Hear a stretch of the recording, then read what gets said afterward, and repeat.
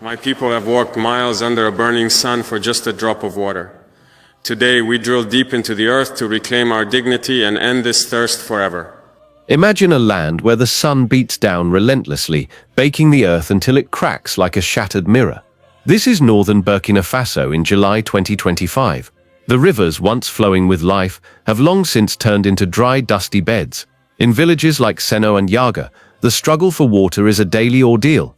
Children, some as young as 6 or 7, walk incredible distances, 5 miles or more, just to fill a single plastic container, known as a jerry can, with water. This precious water is often dirty and unsafe to drink. In Kologo, the scarcity is so extreme that a single liter of water can cost more than an entire meal, a heartbreaking reality for families already struggling to put food on the table. This severe water shortage is not a new challenge for Burkina Faso. For many years, the country has been caught in the grip of relentless droughts. Wells that once provided water now dry up with alarming speed, leaving communities desperate. Rain, which is essential for life in this arid region, is a rare event. And even when it does fall, it's often not enough to replenish the depleted water sources. The international community has offered aid and made promises of help over the years, but much of this assistance has failed to bring lasting solutions. The water crisis in Burkina Faso isn't just a potential future threat, it's the harsh everyday reality for millions of people. They live with the constant fear of not having enough water to drink, to cook, or to grow food. Burkina Faso's fight against water scarcity spans several decades. It's a landlocked country, meaning it has no access to the ocean, and it lacks major rivers that could provide a consistent water supply. The geography itself presents a formidable challenge. What's more, the climate has worsened significantly. Over the past 20 years, rainfall across the country has decreased by more than 40%. This drastic reduction has had devastating consequences. In regions like Kaya, Gorum Gorum, and Tapoa, crops consistently fail due to lack of water, pushing families deeper into poverty and despair. Mothers, heartbroken, find their hopes for a better future for their children buried in the same dry, unforgiving soil that consumes their harvests. Adding to this already dire situation is the presence of armed groups. These groups exploit the scarcity of water, fighting over the limited remaining sources. They don't hesitate to attack villages, steal water from ponds, and seize control of boreholes, deep wells, as if they were claiming territory. This further destabilizes communities and exacerbates the humanitarian crisis. A stark example of this occurred in May 2025, when 7 villages were completely abandoned because of these violent water conflicts. The United Nations describes this phenomenon as eco-fragility, highlighting how environmental degradation can fuel conflict. But for the people of Burkina Faso, it's a much more personal and immediate threat. They call it survival theft, a brutal struggle for the most basic necessity of life. In the midst of this overwhelming crisis, a new figure has emerged, offering a glimmer of hope: President Ibrahim Traore. He refuses to accept defeat in the face of such immense challenges. Instead of passively waiting for rain that may never come, or for foreign aid that has often proven ineffective, he looks to the very ground beneath his feet. In June 2025, President Traore launched what is arguably the most ambitious and transformative water project in Burkina Faso's history. His plan is audacious: to drill wells deeper than anyone has ever attempted before, some reaching an astonishing depth of 1,000 meters, over half a mile.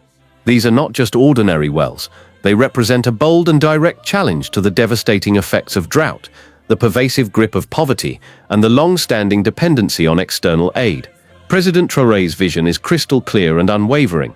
Water is not merely a basic need, it is a fundamental human right, and he is committed to bringing this right to his people, no matter the obstacles or the cost.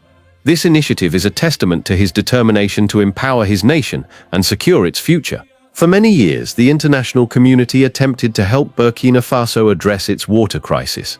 Between 2010 and 2022, a substantial amount of money, over $180 million, was spent on various water relief projects. Foreign aid workers arrived with their detailed charts, advanced drones, and grand promises. They built shallow wells that quickly ran dry, constructed small dams that often collapsed, and installed plastic water tanks that were easily damaged or depleted. But by 2025, what remained of these efforts? The sad reality was evident. Collapsed dams in Gorum Gorum, dry boreholes in Oudalan, and broken pumps rusting away in Bulsa. The grim sight of women still digging for water by hand under a scorching 45°F was a stark reminder of the aid's shortcomings.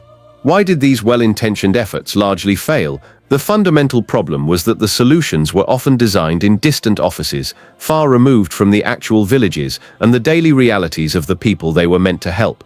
The aid initiatives often overlooked the unique characteristics of the land and, crucially, ignored the invaluable local knowledge of the people who live there. It wasn't primarily a technical problem of lacking engineering solutions, it was at its core a political one, a failure to truly understand and involve the beneficiaries.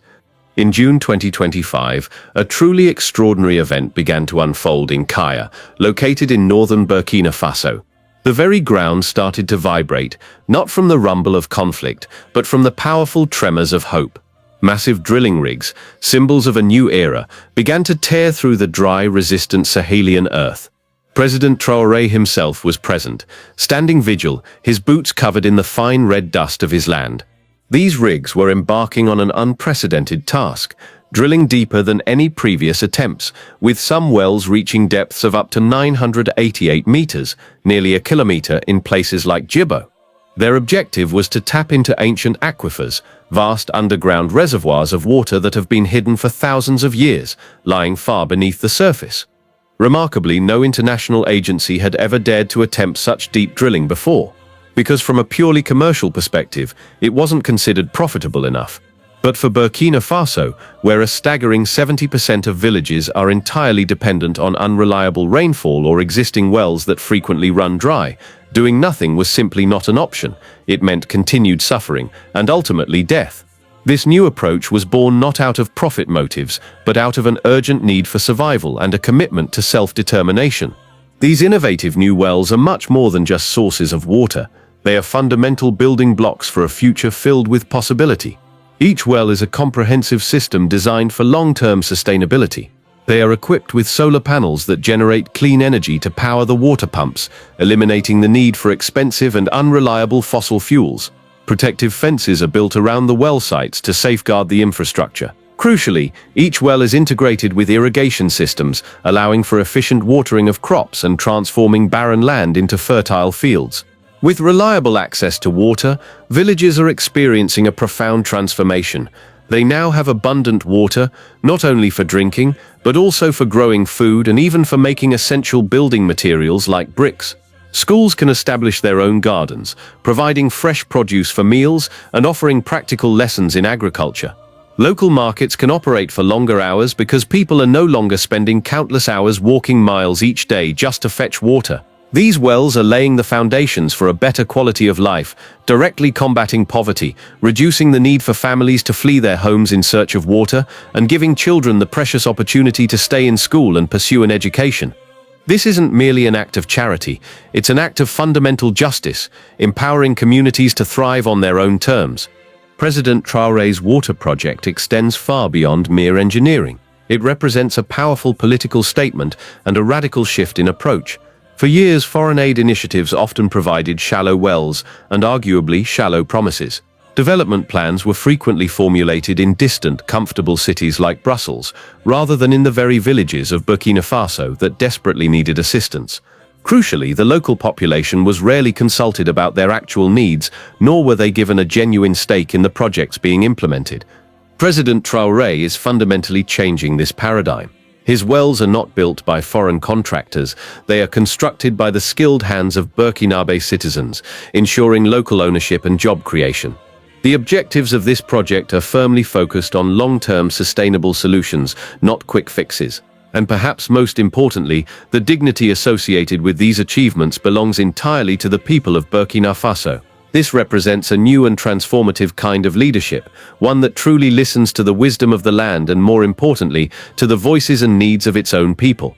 It's a powerful assertion of national sovereignty and self-reliance. The monumental task of drilling wells to such unprecedented depths is fraught with immense challenges. The powerful machines encounter incredibly hard granite rock formations, often under immense pressure and intense heat deep beneath the surface. In Dori, the drills spark and rumble with a sound like thunder, a testament to the immense forces at play. The drilling teams employ advanced high-tech rotary drills equipped with smart sensors that guide them through the complex geological layers of the earth. Remarkably, the drill bits themselves, which are crucial for cutting through ancient rock formed as long as 50 million years ago, are now being manufactured right there in Burkina Faso. Crews work tirelessly, day and night, their efforts protected by dedicated security teams, as the work is not without risk. In April 2025, saboteurs attempted to halt the drilling operations near Arbinda, but their efforts were in vain. The drills continued to cut through the earth, undeterred. This entire undertaking is seen as a battle against the elements and against those who would hinder progress, and the workers are celebrated as true warriors in this vital fight. President Traore's comprehensive plan for water security is not solely focused on the impressive ultra-deep wells. It's a meticulously designed, multi-layered system that addresses water needs at every level. Smaller villages, for instance, are being equipped with traditional, more accessible wells. Schools are being outfitted with rainwater harvesting systems, collecting and storing precious rainfall for various uses.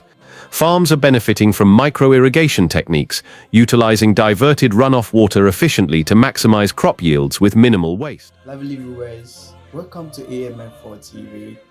My name is Richard Che. I hope you are fine. Okay, we are talking about how African leaders has to be united by this an influential leader, Burkina Faso President Ibrahim Traore. There is a video on social media, especially on our handles, that we have to share it to you for you people to comment on it, on how statements he has been making all these days. We'll keep on updating you on this issue, but don't forget to subscribe to our YouTube channel for more of this video as well as similar videos like this. Let's listen to whatever he said and on social media to see, and then also don't forget to comment when you watch this video. Kindly also not forget to subscribe to our YouTube channel, share this video for people to also watch and like us. Waste. Every single drop of water is carefully planned, stored and utilized with utmost wisdom and efficiency. Burkina Faso is in effect building its very first national water defense system, a strategic network designed to ensure water security across the country. And what makes this even more remarkable is that this entire ambitious undertaking is being accomplished without reliance on foreign contracts or external control. This serves as a powerful message to the world that advanced technology alone is insufficient. True success is forged through an unwavering combination of courage, determination and self-reliance. Burkina Faso is blessed with an abundance of sunlight, receiving over 3,200 hours of sunshine each year. President Traore's engineers recognized this natural gift and ingeniously incorporated it into their water strategy. They are installing solar panels next to the new wells to provide the necessary power for the water pumps. This eliminates the need for expensive and polluting diesel fuel, unreliable electric grids, or vulnerable power cables that could be stolen or damaged. By May 2025, an impressive 164 solar-powered pumps had been successfully installed in the Centre-Nord and Sahel regions, two of the areas most affected by water scarcity. These pumps are now collectively producing over 12,000 cubic meters of water daily, a consistent supply of clean, reliable and free water. Villages no longer have to endure anxious waits for water deliveries from trucks. Farmers can now irrigate their crops year-round, leading to increased food production. Clinics have access to a constant supply of clean water, which is vital for sanitation and for saving lives. The sun, once a symbol of the harsh conditions, has now become a powerful ally in Burkina Faso's journey towards water independence. The impact of these new wells on the lives of ordinary Burkinabe citizens is profound and transformative. In Yako, a particularly heartwarming change has occurred.